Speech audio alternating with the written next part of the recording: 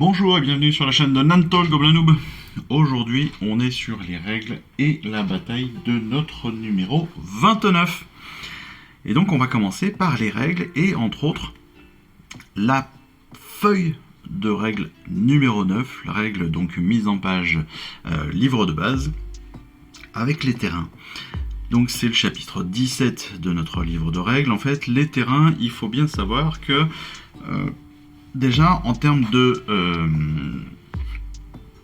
termes, de terminologie, on va appeler des pièces de décor. Les pièces de décor sont différentes des figurines.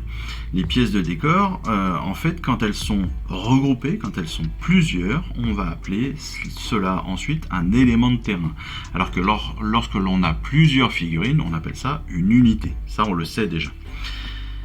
Comment est-ce que ça se passe avec les terrains ? On a déjà un tout petit peu abordé ça avec les règles de base de notre collection, mais on a quand même assez peu vu ou assez peu utilisé le terrain pour notre avantage. Donc déjà, on peut être entièrement sur un terrain ou non. Entièrement sur un terrain, suivant les règles, cela veut dire que l'on est soit en contact avec le terrain, avec l'élément de décor, soit qu'on a notre socle qui est intégralement sur le socle, sur le décor, pardon. Ça, c'est important. On peut être aussi derrière un terrain. Derrière un terrain va nous amener aussi un couvert, ça on le sait. Mais ce couvert, rappelons-le qu'il a plusieurs caractéristiques. La première, c'est qu'il faut qu'on soit au moins à plus de 3 pouces d'une unité et demie. Ce qui veut dire que si on est à moins de 3 pouces d'une unité et demie, le couvert déjà ne peut pas se faire. Les figurines de l'unité cible, donc de l'unité qui sont à couvert, qui sont derrière le terrain, doivent être à 1 pouce d'un élément du terrain. Autrement dit, il ne faut pas être trop loin, il faut quand même être très rapproché du terrain pour être à couvert.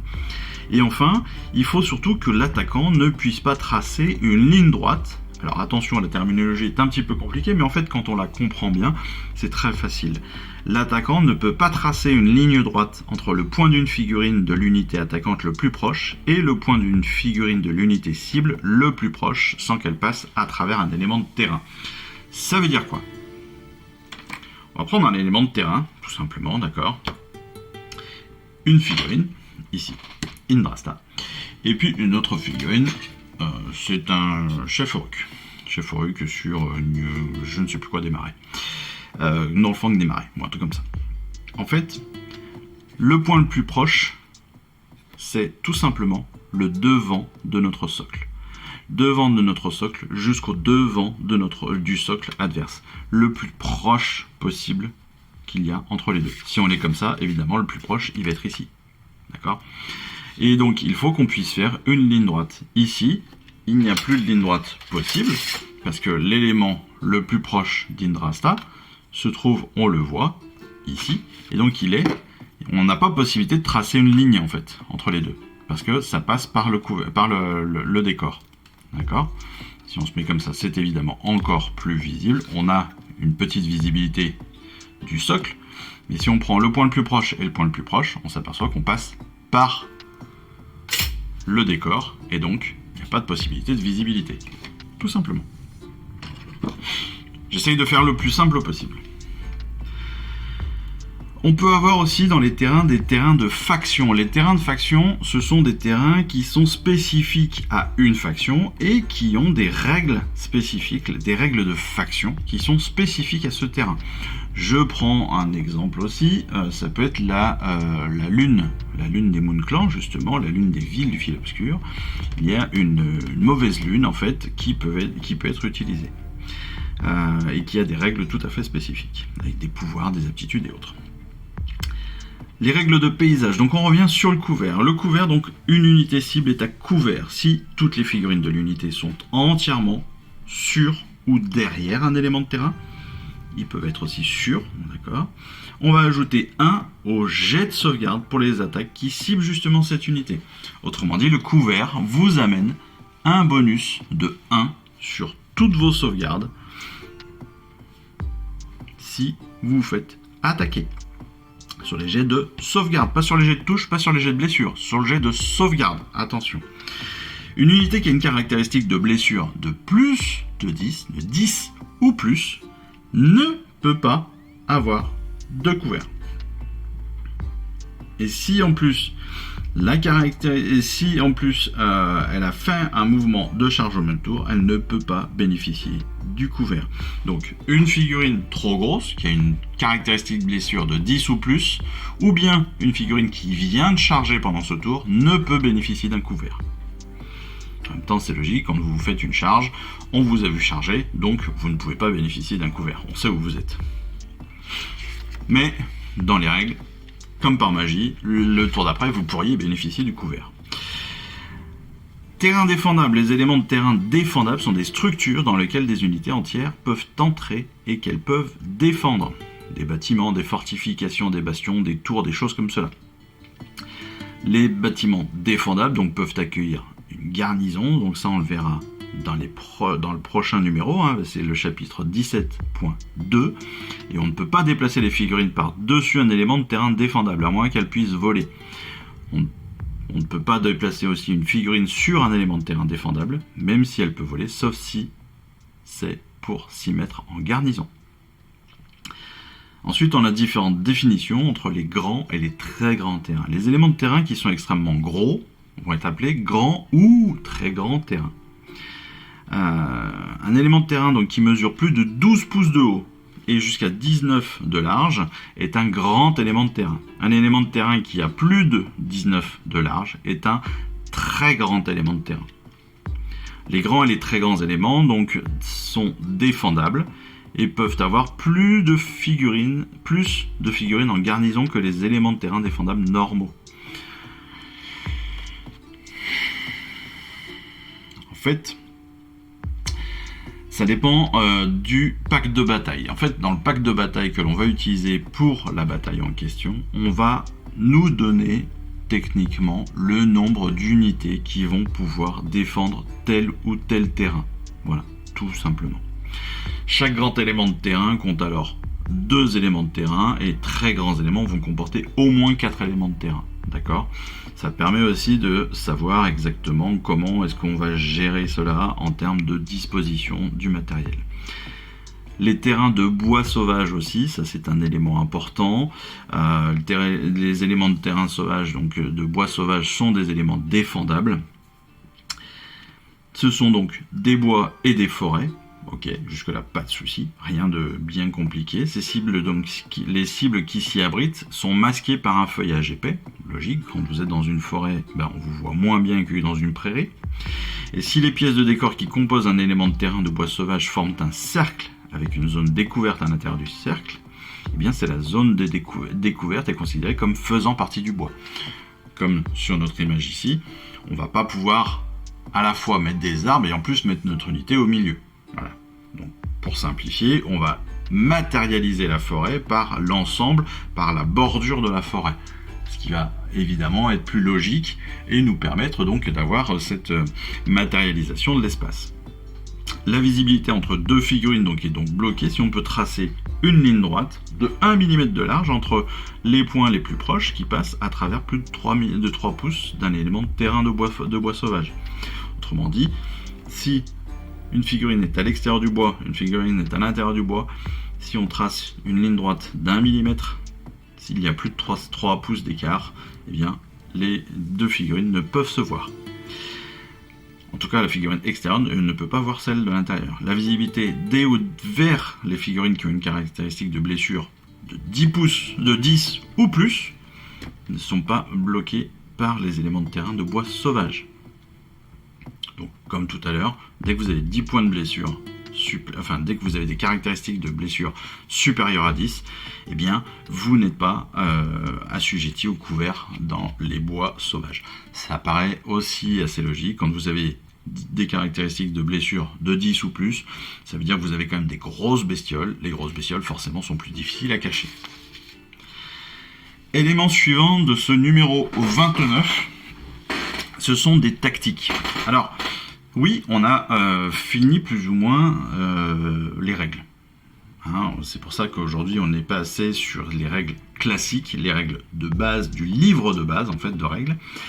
Et là, on va essayer de nous faire, de nous faire comprendre les points forts et les points faibles des différentes factions que nous allons avoir dans cette collection.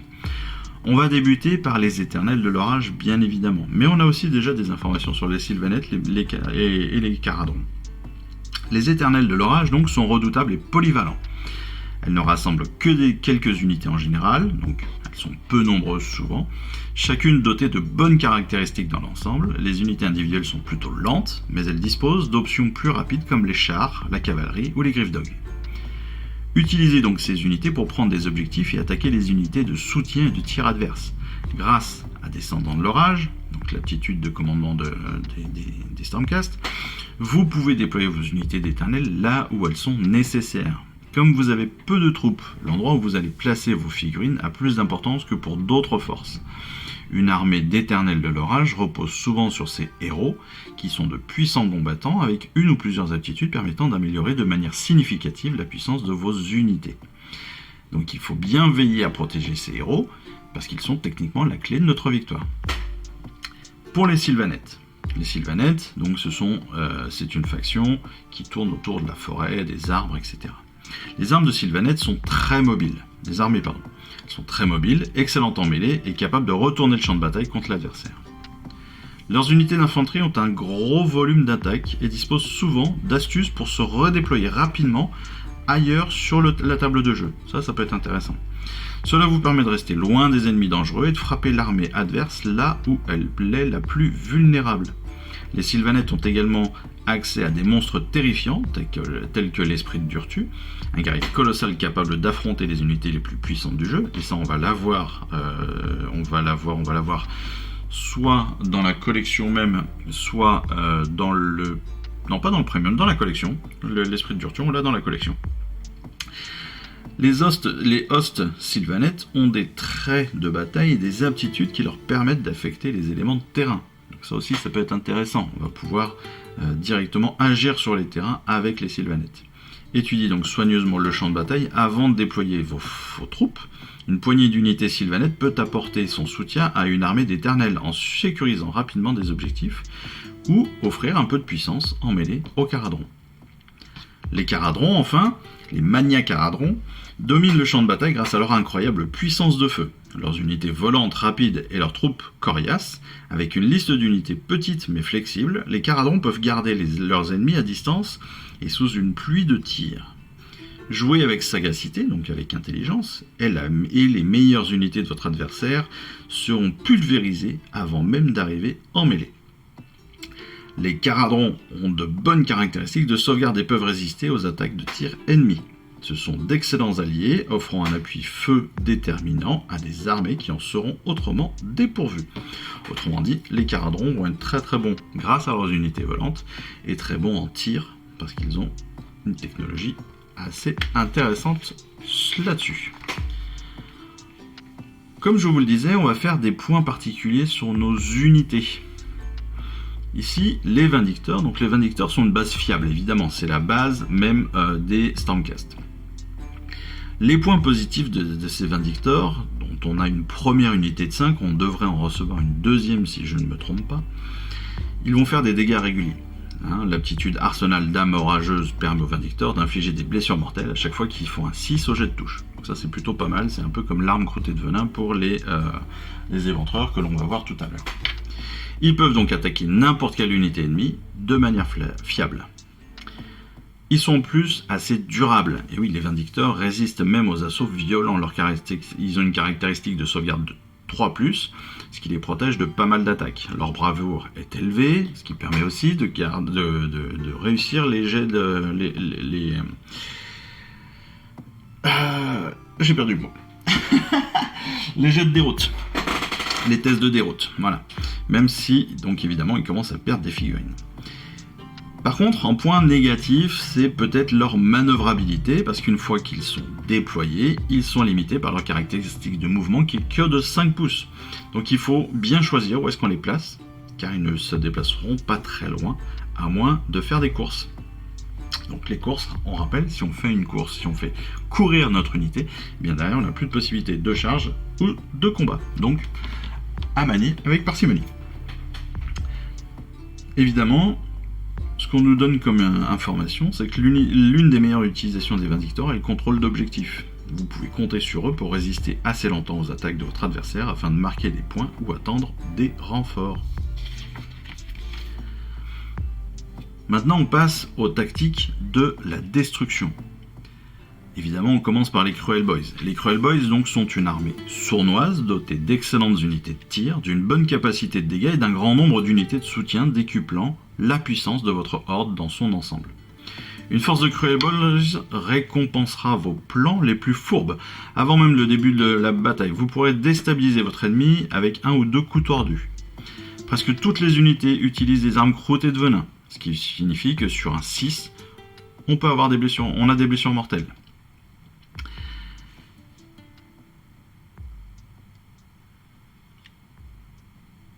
Les unités de Cruel Boys ont souvent des caractéristiques de sauvegarde et de mouvement faibles, donc ça il faut y faire attention, donc il faudra les déployer avec soin. Leur meilleure défense étant souvent une bonne attaque. On va utiliser l'empaleuse ou les embrocheurs pour éliminer les héros et les monstres à distance avant qu'ils ne puissent nous attaquer. Il faudra aussi jeter un petit coup d'œil sur l'ennemi adverse avant de commencer à jouer pour déterminer quel coup tordu choisir et quelle unité tuer en premier. Ça c'est important parce que les coups tordus, j'avoue que moi je m'en sers jamais et j'y pense même pas. Donc il faut pas oublier ces aptitudes là.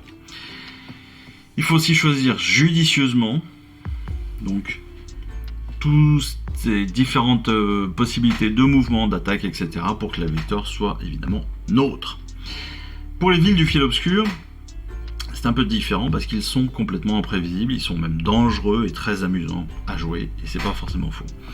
Les hordes de grottes donc peuvent submerger la plupart des ennemis et atteindre des objectifs par le simple poids de leur nombre. La magie délirante des chamans peut stupéfier vos adversaires et le charisme des champions améliorer les capacités de vos troupes. Les squigs donnent une véritable impression d'anarchie avec des caractéristiques de mouvement qui changent d'un tour à l'autre. Cependant, avec un peu de chance, une meute de squigs peut affronter certaines des unités les plus dangereuses du jeu. Les villes sont d'excellents alliés et une unité de fanatiques rabouilleurs fera des ravages chez n'importe quel ennemi. Rappelez-vous, je vous en ai parlé la semaine passée, les fanatiques rabouilleurs, sur un coup de dé fantastiquement génial, mais 5 fanatiques rabouilleurs peuvent aller jusqu'à techniquement 90 dégâts sur une seule et même attaque. Les mâches-fer. Bon, c'est quasiment impossible de les faire, bien évidemment, mais bon, voilà, statistiquement, vous n'aurez jamais 90 dégâts. Mais imaginez, vous pouvez aller jusqu'à 90 dégâts dans le même tour. Enfin, même pas dans le même tour, dans le même combat. C'est monstrueux.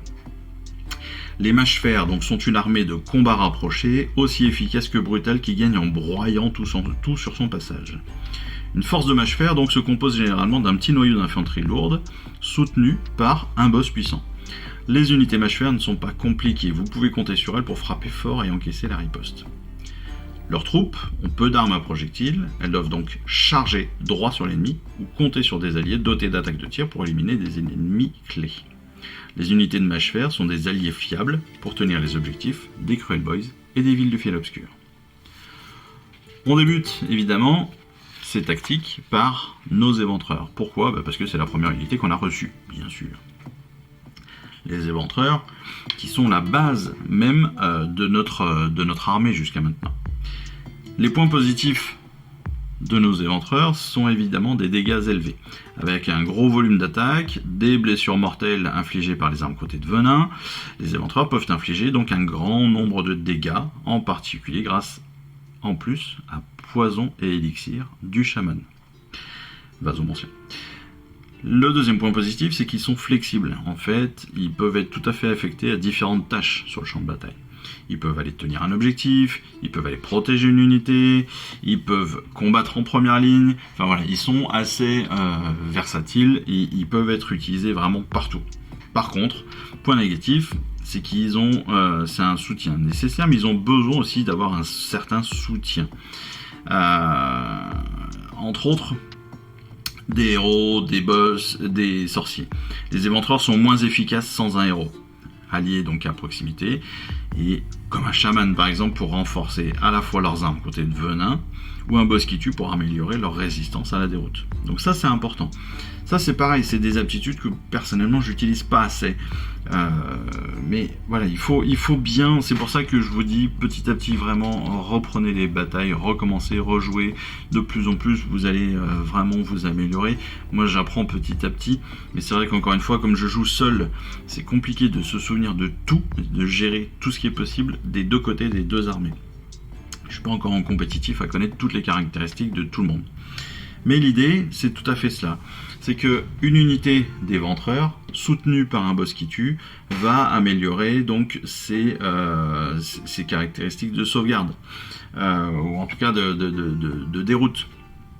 Le chaman vasomancien va pouvoir leur donner des poisons ou des élixirs pour, encore une fois, améliorer leurs aptitudes, améliorer leurs capacités et leurs caractéristiques. Donc ça, c'est plutôt hyper intéressant, et c'est vrai que sans ce soutien, ils sont bons, mais ils sont pas indétrônables. Ils sont peut-être un tout petit peu moins bons que des Vindictors sur la plupart des cas, mais s'ils sont bien utilisés, ils peuvent être mortels. Voilà, clairement. Super, première étape de tactique. Et maintenant, on va passer à la bataille rangée numéro 9. Bataille rangée numéro 9 qui s'appelle Brouillard de guerre, que l'on va découvrir tout de suite, qui oppose déjà un sacré nombre, encore une fois, pas mal d'unités. 5 d'un côté, 6 de l'autre. On va voir ça de suite. Voilà, allez, on se retrouve pour la bataille.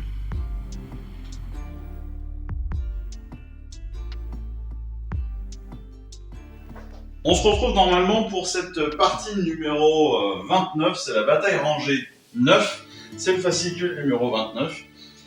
Alors je dis normalement, parce que malheureusement, en fait, Hachette nous a sorti un plan de bataille assez chelou, un déploiement assez chelou. Et donc, je vais vous lire le tout, je vais vous présenter la bataille rangée numéro 9, mais je ne vais pas pouvoir la filmer parce que j'ai pas l'équipement pour, j'ai pas la place pour, tout simplement. Donc les combats au front ont abouti à une impasse brutale pour tenter de déborder les Éternels. Les cruels boys ont envoyé des guerriers se faufiler derrière les lignes ennemies en passant par un ravin tapissé de brume qui dissimulera leur approche. Cependant, une force d'élite de Sigmar surveille la passe. Les deux camps s'affrontent pour franchir le ravin et le sécuriser définitivement. Donc c'est une escarmouche féroce qui éclate, lors de laquelle les forces de l'ordre et de la destruction doivent exploiter tous leurs avantages pour remporter la victoire. Et bien que ce combat reste marginal, ses conséquences pourraient être considérables, bien évidemment. Pour l'ordre, les fidèles de Sigmar sont valeureux, mais ils ne peuvent pas être partout. Ils doivent bloquer ce ravin afin de continuer à canaliser les forces Oryx vers les remparts des Éternels sur le front. S'ils échouent, ils risquent d'être submergés par une attaque de l'arrière-garde. On aurait dû retrouver la Chevaleresque Arcanum, le Seigneur Impératant, Gardus Âme d'Acier, les 4 Prétors et les Griffdog. Contre la destruction, la ruse est la victoire du triomphe pour les villes de Fiel Obscur et les Cruel Boys. Bien qu'ils soient très nombreux, ils ne peuvent soutenir une guerre prolongée. En prenant cette passe, ils pourront lancer des raids audacieux loin dans le territoire de l'ordre, ce qui pourrait bien leur apporter la victoire. Pour la destruction, on aurait dû retrouver le chaman vasomancien son grotte touilleur, Zarbag et ses crevards, 3 embrocheurs, 10 égorgeurs et le Slogoth des marais. Alors pourquoi est-ce que je ne vais pas tourner cette vidéo ? Même si le déploiement se faisait de façon classique, on a 5 rounds de bataille de façon là aussi classique. Le but du jeu étant qu'il fallait aller sur le territoire adverse et avoir un maximum d'unités à aller sur le territoire adverse. Avec une idée, c'est que donc il y a ce qu'on appelle le ravin, le royaume de l'ombre, donc les stries de crevasses profondes. Cette bataille se déroule dans un ravin et les bords du champ de bataille sont des parois rocheuses impressionnantes. Vous ne pouvez pas tirer sur une unité ni lancer un sort ciblant une unité si vous ne pouvez pas tracer une ligne droite entre votre unité et l'unité cible sans qu'elle traverse le bord du champ de bataille.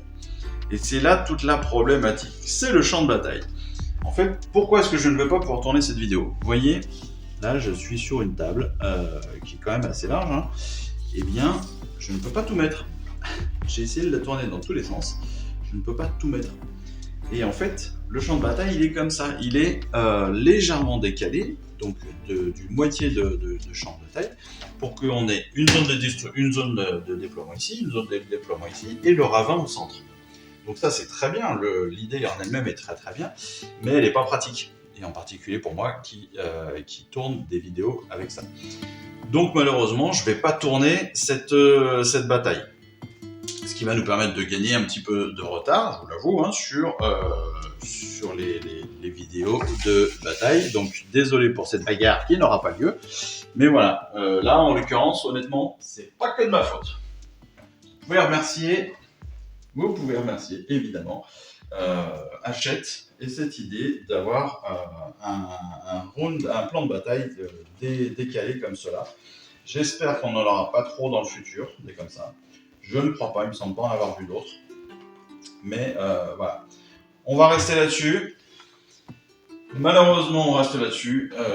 En attendant, écoutez, moi je vous souhaite toujours une excellente fin de semaine. Je vous remercie encore de me suivre et puis de m'encourager. Et puis je vous dis surtout à très très vite. On se retrouve très bientôt pour les prochaines vidéos. Je vous embrasse. Je vous dis à très bientôt. Et puis voilà. Allez, ciao, bye bye. Je vous remercie d'avoir suivi cette vidéo. Si ça vous a plu, bien abonnez-vous, lâchez un petit like et un commentaire et suivez-moi sur Instagram où je poste régulièrement des photos de mes dernières réalisations et dernières peintures.